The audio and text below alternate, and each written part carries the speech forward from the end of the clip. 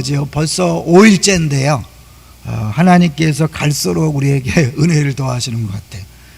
저도 첫날 많이 피곤했는데 오히려 갈수록 피곤이 사라져서 오늘은 새벽 2시 반에 일어나갖고 지금까지 있다 이렇게 왔어요. 너무 기도를 세게 해주시는 것 같아요. 그래. 이 스티커 붙이시는 일을 꼭 하시고요. 우리 인터넷으로 예배 드리시는 분들은 직접 오든지 아니면 다른 분에게 부탁해서 붙여달라 이렇게 해도 괜찮을 것 같아요. 이제 내일은 특별한 날인 거 아시나요? 내일은 우리 브런치 카페 팀이 이제 매일 작년처럼 못하고 토요일만 이 컵에다가 과일하고 먹을 것들을 준비해서 나눠줄 예정입니다. 이제 내일 또 너무 갑자기 많이 오면 안 되니까 미리 신청하세요. 알았죠? 이거 오시는 분들은 당연히 준비하는데 갑자기 뭐 200명이 몰려온다 그러면 또 모자랄 수 있으니까 혹시 200명 더 오실 분들은 미리 연락해서 나도 갈 테니까 내 것도 준비해라 이렇게 하시면 차질이 없을 것 같습니다. 쓸데없는 걱정인지 모르지만 여러분 하여튼 내일 다시 한번 결심해서 나오셔서 시작할 수 있었으면 좋겠어요. 이제 두 번째로는 어제 우리 성맥 12기 첫 모임을 할 수 있어서 감사합니다. 여러분 기도해 주신 덕분이고요. 이제 세 번째로는 우리가 지금 계속해서 성경 읽기를 하는 중에 새벽 기도를 다른 본문을 하니까 성경 읽기를 쉬면 안 됩니다. 계속 하셔야 되고 하루에 한 장씩. 더 감사한 것은 우리 홈피에 보면 하나가 새로 늘은 거 아세요? 공동체 성경 읽기라 그래서 이제 이렇게 눈에 보이는 그 그림들이 나오면서 성우가 그 탤런트가 읽어주 낭독해주는 내용이 있어요. 그러니까 아주 이렇게 볼 수 있고 들을 수 있기 때문에 너무 좋으니까 표정을 보니까 전혀 안 보이는 느낌이 있어요. 꼭 보세요.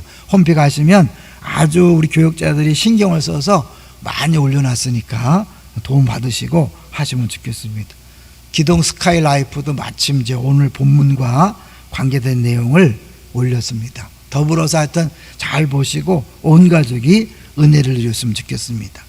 다시 이제 오늘 제목 기억하시나요? 아들의 전략과 아버지의 대응입니다. 유모하겠습니다. 병든 자여 내게로 오라 라고 말하는 세 사람이 있죠. 누굴까요? 첫 번째 엿장수, 두 번째는 의사, 세 번째는 예수 그리스도. 예수님께서 건강한 자에게는 내가 쓸데없고 병든 자에게라야 내가 쓸데있다. 그러니까 내가 병든 자라고 인정해야 예수님이 필요한 거예요. 난 건강합니다, 문제 없습니다. 그런 분은 이제 예수님 필요 없기 때문에 예수 믿는 사람이 아니죠. 의외로 우리가 신앙생활 하면서도 스스로 의롭다 하고 스스로 건강하다 함으로 말미암아 예수님을 구원자로 삼는 구원의 감격을 잊어버릴 때가 많이 있는 거죠. 예수님 앞에 나오는 것 아무 조건과 그런 자격을 따지지 않습니다. 무조건 나오는 거예요. 그런데 이제 교회 안 나오는 사람들, 쉬는 사람들에게 교회에 나오세요. 그럼 뭐라고 대답하죠? 지금은 안 돼요. 내가 나가긴 나가는데 지금은 안 돼요. 왜냐하면 아직 술, 담배를 정리 못했어요. 그래서 그거 정리하고 나오는 게 아니에요. 그냥 나오는 거예요. 또 이제 교회를 다니다가 안 나온 사람들은 옛날에 그런 교회가 막 뭘 통제하고 해라 마라 이런 게 많은지 알아서 이 자유를 더 누리고 싶어서 안 나오는 분들이 있어요. 아니에요. 여러분 빨리 나오는 게 신상에 이롭습니다. 이제 오늘 그 얘기를 할 거예요. 여러분 우리가 잘 아는 탕자 이야기, 이제 탕자가 주 앞에 아버지 앞에 돌아오는 과정을 이제 오늘 볼 텐데요. 먼저 이 누가복음은 비유가 세 가지라 그랬죠.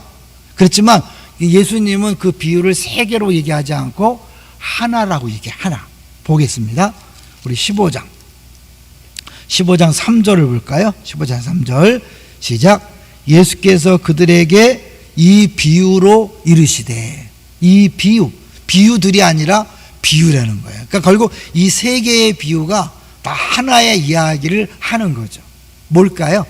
잃어버린 자를 찾으시는 하나님에 대해서 이야기하는데, 이 잃은 양에 대해서 얘기하면서 99마리보다 한 마리를 찾아 나서는데 그 잃어버린 한 마리 양을 뭐라고 얘기하냐면 이 회개할 것 없는 99마리 양보다 회개할 한 사람을 얘기합니다. 7절을 볼까요?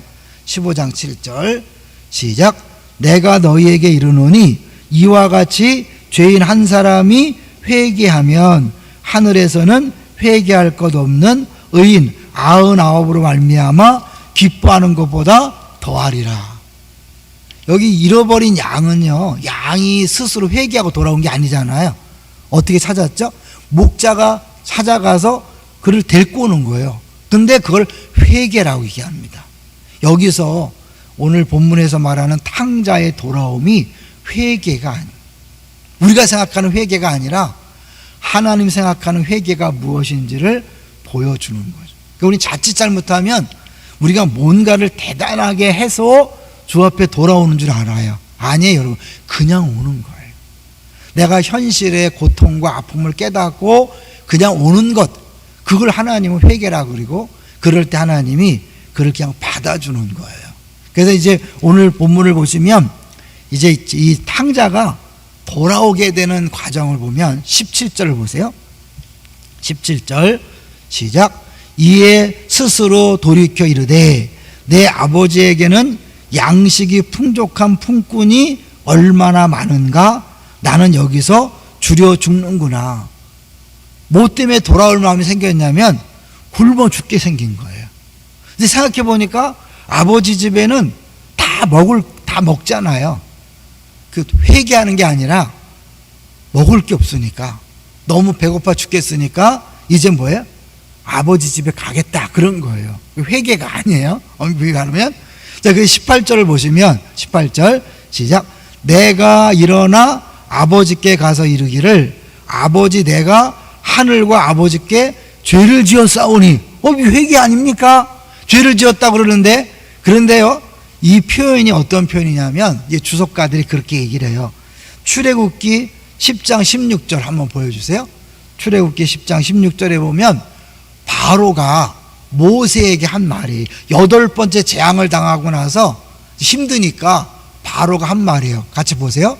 바로가 모세와 아론을 급히 불러 이르되 내가 너희의 하나님 여호와와 너희에게 죄를 지었으니. 죄를 지었다는 거죠. 그러니까 꼭 회개하는 것처럼 보이잖아요. 근데 이때 바로가 회개한 건가요? 아닌가요? 아니에요. 너무 힘드니까 그렇게 한 거예요. 똑같은 표현을 쓰고 있거든요. 예수님께서 이 비유를 들 때 이 탕자가 이런 고백을 하는 걸 주님이 이야기로 만드는 거잖아요. 그러니까 탕자의 이런 고백은 이 모든 성경을 잘 아시는 예수님이 그 바로의 고백과 똑같은 고백을 하게 함으로 말미암아 이게 진정한 회개가 아님을 보여주고 있는 거예요. 제 얘기가 아니에요. 쭉 그렇게 얘기해요. 자, 19절 볼까요? 19절 시작. 지금부터는 아버지의 아들이라 일컬음을 감당하지 못하겠나이다. 나를 품꾼의 하나로 보소서 하리라 하고. 이건 연습하는 거예요. 지금 돌아가기 전에 내가 아버지가 앞에 가서 이런 말을 해야 되겠다고 연습하는 거예요. 어제도 말씀드렸어요. 이 탕자가 아버지 앞에 돌아가기 위해 3가지를 걱정한다 그랬어요. 뭘 걱정하죠? 첫 번째는 아버지가 과연 받아주실까? 두 번째, 형은 어떻게 할까 나한테 대해서? 세 번째는 마을 사람들이 어떻게 나를 대할까? 왜냐하면 이 마을 사람들이 자기에 대하여 우리가 소위 말하는 캐자자라는 그 고대 근동에 보면 명예살인법 같은 게 있어요. 보여주세요. 캐자자가 뭐냐면 공동체에서 수치스러운 사람과의 관계를 끊어버리는 의식이에요. 그러니까 사람들 앞에서 큰 항아리를 깨며 당신은 이제 사람들과 단절되었다라고 외치고 공동체를 그걸 완전히 거부하는 거예요. 그 항아리를 깨트리면서 너는 끝이다.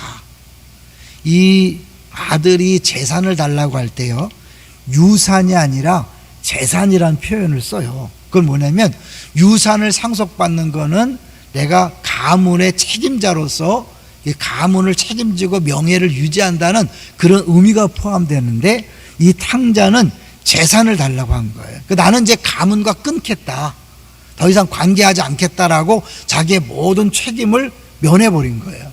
그렇기 때문에 동네 사람들이 볼 때는 이건 완전히 망할 놈이거든요. 그래서 이제 그에게 동네 사람 전체가 그를 왕따시키고 관계를 끊어서 살아있으나 살아있지 못한 죽은 것 같은 그런 것을 이렇게 의미하거든요. 이제 그런 걸 다 생각하는 거예요. 근데 그럼에도 불구하고 가는 거 보니까 얘가 너무 이제 굶어 죽게 생겼으니까 굶어 죽지 않기 위해서 가는데 뭐라고 작전을 짜냐면 나를 품꾼으로 써주십시오. 왜 품꾼을 얘기할까요? 품꾼 한번 보여주세요. 이거 품꾼은 종하고 달라요. 종은 그 싹이 없잖아요. 월급이 그런 일당이 없어요. 그러니까 품꾼은 고용인인데 마을에 사는 다양한 상인과 장인으로서 급료를 받고 일하는 사람이에요. 그러니까 종은 주인의 소유지에서 일하고 또 거기서 거주하지만 돈이 없어요. 왜 이런 생각을 했을까요? 자기가 아버지의 돈을 가져갔기 때문에 그 아버지의 돈을 갚아야만 원래 자리로 돌아갈 수 있다고 생각한 거예요. 그 나름대로 머리를 쓴 거예요. 나를 품꾼을 써주시면. 이 품꾼은 다른 말로 사실 이게 전문인이거든요.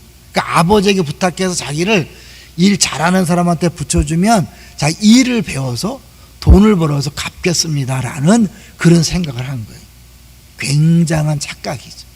왜냐하면 이 탕자의 가장 큰 문제는 돈이 아니에요. 뭘까요? 아버지의 사랑을 거부하고 아버지의 관계를 깨트린 이거 진짜 죄예요. 근데 이 탕자는 그거에 대한 의식이 없는 거예요. 그리고 단순히 돈만 생각하고 돈을 갖겠다. 그리고 나름대로 전략을 세운 거예요. 오늘 제목이 아들의 전략이잖아요. 전략을 세우고 온 거예요. 근데 정작 아버지는 어떻게 대하시는가 볼게요. 20절을 보겠습니다. 20절 시작. 이에 일어나서 아버지께로 돌아가니라. 아직도 거리가 먼데 아버지가 그를 보고 측은히 여겨 달려가 목을 안고 입을 맞추니. 이건 어제 잠깐 말씀드렸어요. 그죠? 21절 아들이 이르되 아버지 내가 하늘과 아버지께 죄를 지었사오니. 이제 연습한 대로 하는 거예요. 근데 좀 다른 게 있죠. 연습은 어디까지 했어요? 대사를 내가 아버지와 하늘과 아버지께 죄를 지었사오니 지금부터는 아버지 아들이라 일컬음을 감당하지 못하겠나이다. 여기까지 했는데 그냥 내가 앞부분만 했어요. 하늘과 아버지께를 죄를 지었사오니 지금부터는 아버지 아들 그 담도 못하는 하나. 22절에 보니까 그 다음에 품꾼의 하나로 보소서라고 그걸 하려고 그랬는데 멈췄어요. 여기는 해석이 두 가지더라고요. 팀켈러 목사님은 이제 여기서 이 아버지가 끊고 그를 용서 받아줬다 하는 것이고, 이제 케네스 베일리라는 분은 이제 여기서 너무 감동을 해서 자기가 이제 그 말을 안 하고 변화됐다. 어쨌든 이제 그렇게 하는 거예요. 그래서 결론은 똑같은 게 뭐냐면 아버지는 아들의 말과 상관없이 처음부터 그를 맞이할 준비를 했고 맞이했다는 거예요. 그러니까 여기서 조건이 없다는 거예요. 아까 처음에 했던 것처럼 내가 술, 담배를 끊고 나가겠습니다. 생활을 정리하고 나가겠습니다. 철저히 회개하고 나가겠습니다. 이게 아니라는 거예요. 하나님 앞에 나오는 건 그냥 내가 지금 너무 힘들고 어려운 걸 인정하고 문제가 있음을 인정하고 나오면, 사실 죄가 뭔지도 모르고 나오면, 근본적인 회개를 안 하고 나와도 하나님은, 아버지는 그걸 받아주신다. 그 회개라는 것은 내가 무슨 이렇게 노력해서 아버지가 받을 만한 뭐 자격을 갖추는 게 아니라 아버지는 아무 자격이나 공로 없이 그냥 받아주는, 그걸 인정하는 게 회개라는 거예요. 그러니까 잃어버린 양이 자기가 스스로 돌아온 것도 아니고 뭐 죄졌다고 고백한 것도 아니고 한 게 아니라 목자가 일방적으로 찾아가서 그를 데려왔는데 회개했다고 얘기했잖아요. 그러니까 그래서 회개라는 개념이 우리가 생각하는 것처럼 막 철저히 막 어릴 때부터 그걸 다 품어내고 다 토해내야 회개가 아니라 하나님 먼저 받아주신 다음에 그 사랑 때문에 이제 뭐예요? 생각이 나면서 그때부터 진정한 회개 시작되는 거예요. 착각하면 안 돼요, 여러분. 우리가 뭔가를 해서 하나님 받아주는 게 아니라는 것을 보여주는 거죠. 이제 그런 차원에서 몇 가지 정리된 내용을 같이 보도록 하겠습니다. 자, 먼저 우리 1번 우리 오세명 권사님 1번 보여주세요. 하나님의 사랑과 용서는 어떤 종류의 죄나 범법 행위도 사면하고 회복시킬 수 있다. 당신이 누구인지 무슨 일을 저질렀는지는 중요하지 않다. 하나님이 용서할 때는 뭐 더 큰 죄인 더 작은 죄인이 없는 거예요. 다 똑같아요. 어떠한 죄인도 다 용납하고 받아들이신다. 두 번째, 둘째 아들은 아버지의 집에는 먹을 것이 남아돈다는 사실을 알고 그것 때문에 온 거예요. 그러나 이제 그는 아버지의 집에 은혜 또한 넘쳐난다는 것까지 깨닫게 된다. 이것까지 생각도 못했던 거예요.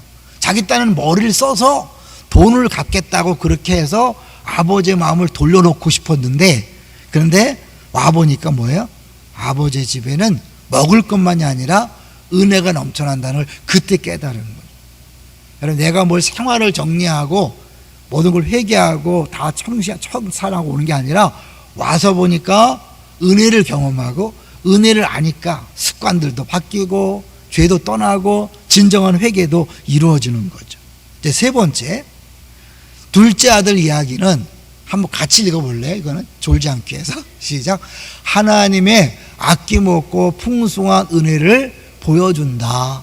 예수는 아들이 자기 생활을 반성하고 심경의 변화를 보이는 것은 고사하고 잘못을 뉘우치는 고백을 하기도 전에 아버지가 자식을 사랑으로 감싸는 모습을 그린다. 이는 하나님의 사랑과 용납은 전적으로 공짜로 주어지는 것임을 보여준다. 내가 회개 기도를 멋있게 해서 하나님 받아주는 게 아니에요. 착각하는 거 아니에요. 여러분이 이 새벽 기도를 들으면서 괜히 또 고민하시는 분이 있어요. 내가 그럼 어떻게 회개해야 되고 어떻게 해야 되지? 어떻게 하는 게 아니라, 주님, 내가 예배 드리는데 기쁨이 없어요. 신앙생활에 행복하지가 않아요. 언제부턴가 뭔가 심각한 문제가 있어요. 주님, 살려주세요. 도와주세요. 회복시켜주세요.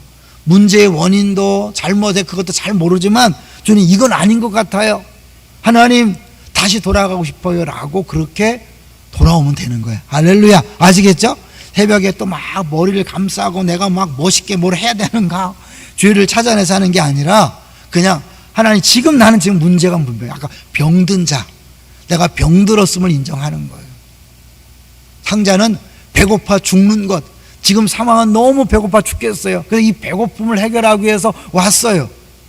그런데 진짜 은혜를 경험한 거죠. 근데 제일 심각한 사람은 이렇게 예배 드릴 때 기쁨도 없고 신앙생활에 행복도 없는데 나는 괜찮아, 아무 문제 없어, 이런 사람이 문제인 거예요. 여러분이 지금 현재의 상황 속에서 열심히 봉사하는 것 같지만 감격이 없다, 기쁨이 없다, 문제 있으면 인정하셔야 돼요. 성경은 분명히 얘기합니다. 항상 기뻐하라. 말이 아니에요. 진짜 항상 기뻐하는 거예요. 범사에 감사하는 거예요. 쉬지 말고 기도가 나오는 거예요. 이게 정상이에요. 이러지 않은 사람은 비정상이에요. 문제가 있는 거예요. 문제라고 인정하셔야 돼요. 남들도 다 그런데 신앙생활 그렇지? 아니에요. 그런 사람은 해결이 안 돼요. 그냥 여러분, 주님, 이건 문제라고 알겠습니다. 내가 병들었습니다. 살려주세요. 고쳐주세요. 그 나오는 거예요. 자, 네 번째 하나 보여줄까요? 네 번째, 나는 내가 빚을 갚을 때까지 기다리지 않을 것이다. 아들은 자기가 빚을 갚으려고 했지만 아니다. 나는 내가 적당히 굽신거리게 될 때까지 기다리지 않을 것이다. 내가 가족의 자격을 스스로 획득하게끔 되지는 않을 것이다. 내가 돈을 벌어서 돈을 갚아서 가족의 자격을 획득하는 게 아니에요. 내가 너를 그냥 다시 받아들일 것이다. 내가 너를 그냥 다시 받아들일 것이다.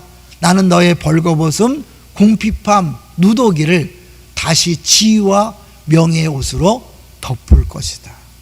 아무것도 한 게 없지만 돈 다 까먹고 죄가 죄인지도 모르고 그러고 왔지만 아버지는 뭐예요? 자기의 가장 귀한 옷을 벗어서 그에게 입혀주는 거죠. 무슨 옷이죠? 예수 그리스도의 의의 옷을 입혀주는 거예요. 우리가 은혜로 구원받는다는 것, 십자가의 보혈로 구원받는다는 게 우리가 뭘 하는 게 아니라 그랬죠. 그냥 은혜라는 건 그냥 거저주는 거예요. 죄가 죄인지도 모르고 뭐가 문제인지도 모르고, 그러나 주님 앞에 나오면 주님 먼저 우리를 아들로 삼아주시고 아들로서 살아가면서, 아, 이게 죄구나, 이게 문제였구나, 이게 잘못이었구나. 그러면서 하나씩 진짜 회개가 이루어지는 거예요. 그래서 진짜 은혜를 경험하지 않으면 여러분 뭘 몰라요. 그러니까 여러분 먼저 그 은혜를 경험하셔야 돼요. 정말 공짜로 주어지는 그 용서를 경험하셔야 돼요. 그러면 이제 뭐예요? 내가 받은 은혜가 너무 커서 1만 달란트 탕감받은 게 너무 커서 내가 노력해서 빚 갚는 게 아니라 그냥 1만 달란트를 그냥 아무 조건 없이 탕감해 준 것을 딱 경험하는 순간 100데나리온은 넉넉히 용서할 수 있는 거죠. 기억하세요. 용서가 안 되십니까? 병들어 있는 겁니다. 난 절대 용서 못해요?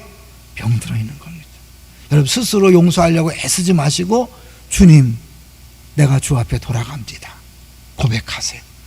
자, 돌아오셔야 돼. 아직도 한 번도 정식으로 돌아오지 않고 신앙생활을 수십 년 하신 분도 있을 거예요. 내 노력으로 내 방법으로 열심히 봉사하고 열심히 노력하는 분이 있을 거예요. 그거 아닙니다. 그냥 여러분 난 문제입니다. 지금 행복하지 않습니다. 기쁘지 않습니다. 사랑이 안 됩니다. 큰 문제에 있습니다. 주님 살려주세요. 주 앞에 돌아갑니다. 정말 다 모든 걸 내려놓고 돌아오십시오. 그러면 주님은 그냥 아무런 조건 없이 회복시키십니다. 할렐루야. 기도합니다.